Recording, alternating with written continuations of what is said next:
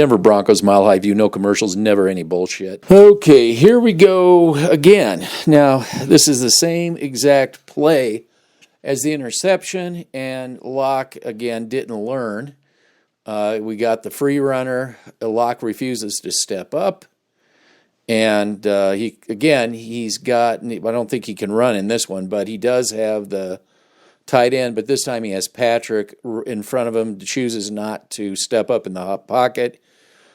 He's, for whatever reason, this guy cannot step up into the pocket. This is just a redux of the interception.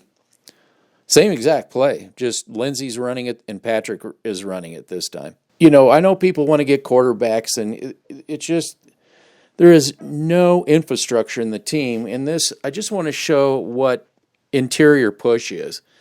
Here you see Cushion Perry just getting pushed, thrown back like a rag doll into the quarterback's face. And you got to get, and this isn't Jones, this is 91.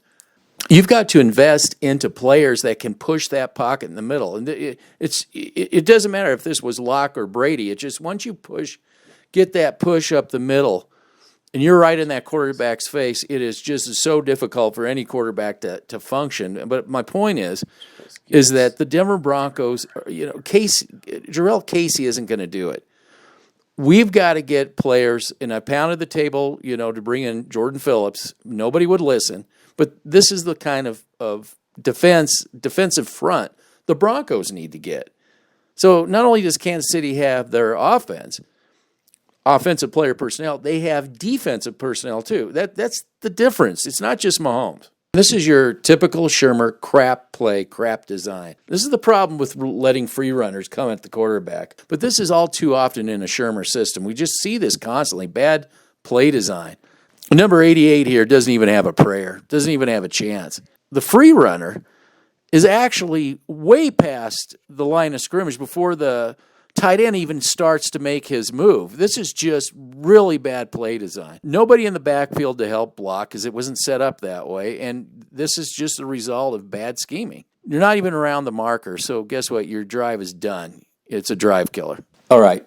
For a lot of people, the knee-jerk reaction is going to be, oh, the tight end didn't release, it's on him. He didn't release in time. That is not the case. I've been breaking this film down all season long, and this is the stuff I see all the time. This is a practice play. This is a design by Shurmur. The slow release is, with the free runner coming in, the slow release is a design play. I just see this over and over with different players. You can see that this is how they practice this. This is the reason why the Broncos aren't scoring a lot.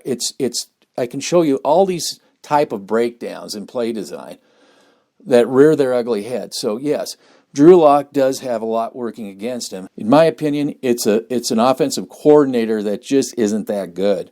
In this play, the whole offensive line is pretty much blown up, but 71 is completely useless. They just throw him away like a rag doll, and he gets to Lock. And again, I've been pounding the table that we really need upgrades on both lines. I mean, this is a clear-cut example of we see this too much. And it's not just the Chiefs. It's almost every team we see coming in, these upper echelon teams that come in, just keep blowing our offensive and defensive lines apart. This is a classic example. And I realize Slotman's like third string here, but you got to get depth at these positions. I mean, you got to quit obsessing on just quarterbacks. You really need to build the infrastructure of this team. If you're ever going to be, playing the Chiefs or, Pittsburgh's or any team that has that core base of really good players and special teams. Now, if your offensive line isn't notoriously bad, you don't get this bunch. Anytime you're a defense and you're really bunching, you're jamming the box, you are running the risk that if you get a leak, means the running back comes out like this. Everybody on the Broncos offensive line is got a hat on a hat. Everybody's doing their assignment by the book. With everybody bunched up here, you got 1, 2, perhaps 3, 4, 5, 6, 7. You got 7 in the box. You get a good offensive line. I mean, you get a stout offensive line. They don't play as tight as that. because of this very thing happening. Because if you're a good offensive line, you do this more than you don't. Now here's Drew Lock doing something really well. He's selling this run real well, and it forces the safety that is the safety that has the best chance of keeping this from being a touchdown. He's got his hips turned. The run makes him commit to Judy. Lock sells this run really well, and Judy is coming across to sell it as well.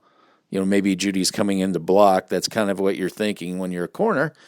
But like, whoop.